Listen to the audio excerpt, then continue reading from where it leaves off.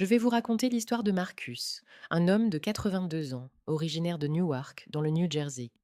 Il avait toujours été un homme pragmatique, n'ayant pas l'habitude de s'adonner à des concepts mystiques ou spirituels. Cependant, sa vie allait être bouleversée par une expérience qu'il n'aurait jamais pu imaginer. Le 25 janvier 2026, Marcus est mort. Non pas qu'il a frôlé la mort, non. Il était cliniquement mort pendant 8 minutes complètes, pendant que son fils Jamal tentait de lui faire des compressions thoraciques sur le sol de leur salon et que les ambulanciers essayaient de réanimer son cœur avec des défibrillateurs. Dans cet intervalle, il a rencontré Jésus-Christ, qui lui a révélé une vision prophétique de l'Amérique, une vision qu'il estimait impératif de partager. Marcus n'était pas un homme de spectacle. Il avait consacré 38 années de sa vie à la fabrication de voitures dans une usine Ford. Sa vie était marquée par le travail acharné et la routine. Né le 3 septembre 1943 dans une famille modeste de Newark, il avait appris dès son jeune âge à prier et à aller à l'église, le Greater Zion Baptist Church. Il pensait connaître Dieu, pourtant il n'avait jamais vraiment développé une relation personnelle avec lui. Sa routine religieuse s'était engourdie au fil des ans, devenant une simple habitude sans profondeur. Les débats politiques avaient envahi son cœur, étouffant sa foi. Avec la mort de sa femme Ruth, en mars 2020, cette vide spirituelle s'était accentuée. Les soirées passées seules devant la télévision étaient devenues son quotidien. Mais ce jour de janvier, tout allait changer. Ce matin-là, un sentiment étrange l'envahit.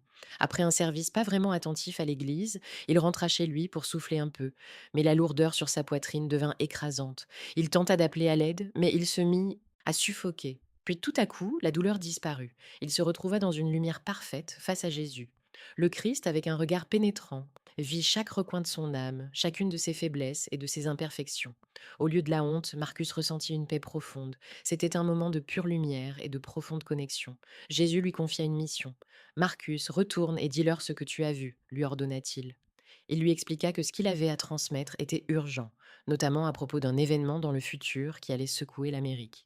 C'était un appel à éveiller les cœurs à une réalité spirituelle que beaucoup refusèrent de voir. Ce bouleversement de l'âme de la nation s'accompagnerait d'une révélation concernant la véritable nature de la division aux États-Unis et une démonstration de la lumière dans l'obscurité. Alors qu'il était immergé dans cette expérience divine, Jésus lui montra la lutte spirituelle qui se déroulait dans les coulisses, révélant une Amérique divisée, non pas à cause de figures politiques, mais parce qu'il y avait des forces spirituelles à l'œuvre.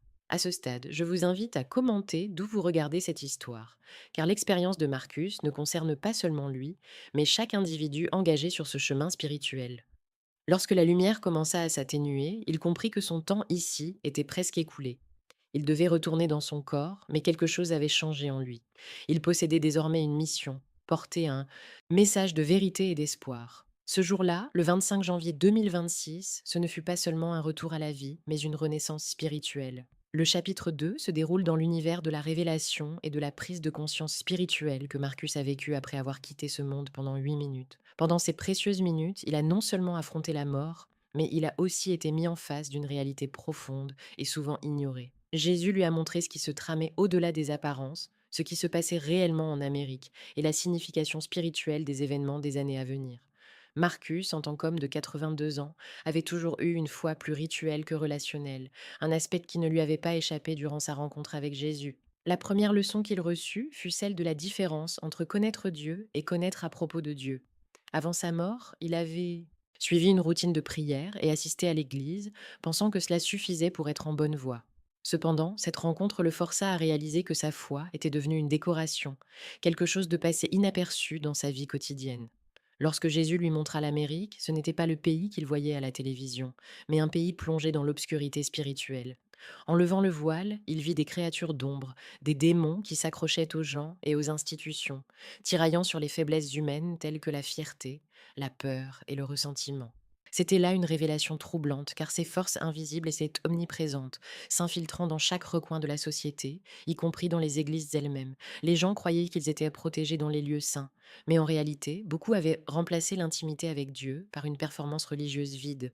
Jésus lui expliqua que la plus grande victoire de l'ennemi dans ce monde moderne n'était pas tant de convaincre les gens que Dieu n'existe pas, mais de les faire croire qu'ils n'avaient pas besoin de lui. Il s'était enlisé dans les débats politiques, tout en s'achetant des illusions de sécurité à travers des institutions en lesquelles il ne pouvait plus vraiment croire. Ces divisions étaient là, ancrées dans les cœurs, mais elles n'étaient pas nécessairement créées par des figures polémiques comme Donald Trump. Au contraire, il était un révélateur, un miroir portant à la surface des craintes, des désirs et des luttes qui dormèrent dans l'âme de la nation. La signification de ce qu'il voyait s'illustre quand Jésus lui montre Trump au centre d'une tempête.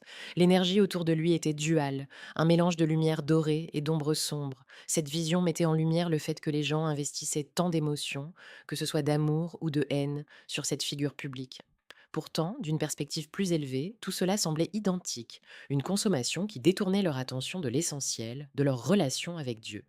Alors que Marcus se posait des questions sur les motivations et les buts de Trump, Jésus lui répondit que la question juste n'était pas de savoir s'il était bon ou mauvais, mais s'il était soumis à la volonté de Dieu. La majorité des gens étaient trop distraits par des considérations de surface pour voir l'enjeu véritable. Les événements à venir, en 2026, seraient des tests pour chaque cœur, sur cette terre, non seulement celui de Trump, mais de chaque individu. Jésus évoqua un futur incertain, disant à Marcus que quelque chose se préparait, quelque chose qui secouerait les fondations de multiples croyances, politiques, économiques et intellectuelles. La révélation de cet avenir viendrait probablement sous la forme d'un événement qui forcerait même les plus confiants à remettre en question leurs certitudes. Cette secousse servirait de rappel divin, un appel à revenir à Dieu, à faire preuve de foi dans un monde troublé. Une fois ces vérités établies, une instruction urgente fut donnée à Marcus. Racontez tout cela. Sa mission ne se limitait pas à lui-même, mais s'étendait à tous ceux qui étaient prêts à entendre. Jésus lui assura que tous n'écouteraient pas, mais que ceux qui le feraient trouveraient une voie vers la paix, même au milieu de la tempête. Il lui demanda de ne pas se laisser intimider par son âge ou son statut d'homme ordinaire, car c'étaient les gens ordinaires comme lui qui seraient les porteurs du message de Dieu. Alors que la lumière de cette vision commençait doucement à s'éteindre, la dernière chose qu'il entendit fut un appel pressant à se lever et à vivre sa foi d'une manière nouvelle, à partager ce qu'il avait appris non seulement avec les étrangers de l'Internet, mais surtout avec sa propre famille et sa communauté. Les mots de Jésus résonnaient en lui. Cette transformation intérieure et cette redéfinition de sa compréhension de Dieu allaient devenir la pierre angulaire de son existence spirituelle. Sur ces pensées puissantes et illuminatives, le chapitre se termine sur une note de soutien spirituel, à la fois pour Marcus et pour tous ceux qui, comme lui, sont appelés à comprendre la différence entre une vie de foi routinière et une relation vivante avec Dieu. Ce récit touche à sa conclusion avec un message puissant et urgent pour chaque personne qui l'écoute. Marcus Brown, un homme qui a trouvé la foi au-delà des rituels, se tient maintenant devant vous non seulement comme un témoin de ce qu'il a vu, mais comme un prophète de ce qui est à venir. Son voyage spirituel a commencé dans l'obscurité intérieure et s'est transformé en une lumière éclatante, une lumière qui n'est pas seulement pour lui, mais pour toute l'Amérique. Le 25 janvier 2026, lorsqu'il a quitté ce monde, il a rencontré Jésus, qui lui a révélé des vérités profondes sur l'état de la nation et sur ceux qui se préparent. Aux États-Unis, beaucoup sont perdus dans la colère, la peur et la division, s'accrochant à des illusions de sécurité qui ne peuvent pas soutenir leur âme. Ce que Jésus lui a montré, c'est que la véritable lutte n'est pas seulement politique, mais spirituelle. Les institutions, les leaders et même les églises sont devenus des théâtres de combat, où les gens s'éloignent de Dieu au lieu de s'en rapprocher. Marcus a vu la lumière et l'obscurité qui l'entourait, et a compris que le désir de vérité et de changement se cache dans le cœur des Américains.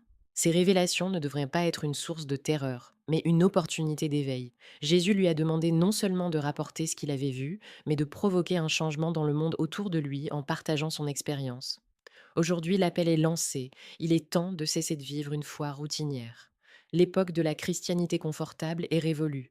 Dieu appelle son peuple à se lever, à abandonner les fausses sécurités, à redéfinir ses priorités et à établir une relation authentique avec lui. Marcus a compris que cette relation se construit dans l'honnêteté, la vulnérabilité et l'engagement. Il incite tous ceux qui regardent cette vidéo à se poser une question vitale. Quelle est votre fondation? Si elle repose sur les résultats politiques ou la sécurité financière, vous risquez de vous retrouver déstabilisé.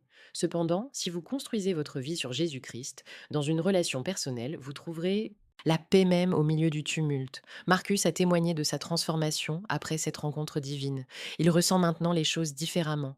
La prière et l'étude des Écritures ne sont plus des actes mécaniques, mais deviennent des expériences vivantes et nourrissantes. Chacun peut avoir cette relation, mais cela exige de sortir des habitudes confortables et de rechercher Dieu sincèrement. Enfin, l'appel à partager ce message est crucial, parce que d'autres ont besoin d'entendre ce que Marcus a découvert. Peut-être quelqu'un dans votre vie ressent cette même terreur face à l'incertitude ou a perdu le contact avec Dieu. Ce témoignage n'est pas là pour être ignoré, il doit être partagé pour toucher des cœurs assoiffés de vérité. L'avenir d'Amérique en 2026 ne se résume pas à une figure politique, mais concerne chacun de nous. Nous sommes invités à choisir en qui nous plaçons notre confiance, à bâtir sur des fondations solides et à suivre celui qui est la véritable lumière. Dieu bénisse chacun d'entre vous. Que la grâce de Jésus-Christ vous accompagne et que vous soyez fortifiés dans votre foi. Partagez cet appel et peut-être que ce que vous faites aujourd'hui changera des vies demain.